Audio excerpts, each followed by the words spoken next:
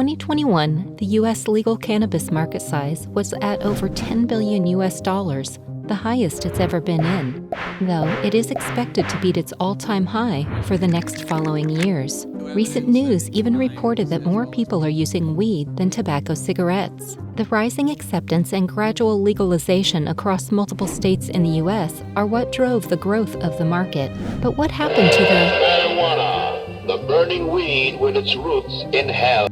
How did the industry came to be? Let's rewind. Remember the 1936 American propaganda film Reefer Madness. The movie depicted conspiracy, portraying that smoking marijuana causes unpredictable effects like murder and suicide. America's public enemy number one in the United States is drug abuse.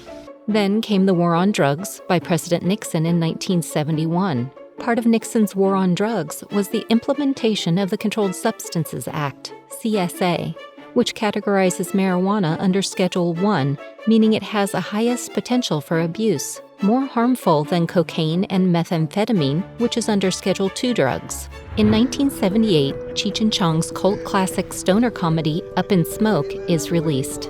This changed the culture of an entire generation. The drug war and the massively controversial cannabis industry ignited many studies to its real effects. California led the way when it became the first state to legalize medical cannabis in 1996. California voters first approved Proposition 215, or Compassionate Use Act, of 1996. In this time, citizens began to see marijuana as an herb with medicinal value rather than as a dangerous substance. Many states followed California's lead and filed to legalize medical marijuana. People's opinions have changed drastically as more and more research showed evidence in support of medical use for conditions such as glaucoma, Alzheimer's disease, Crohn's disease, and multiple sclerosis.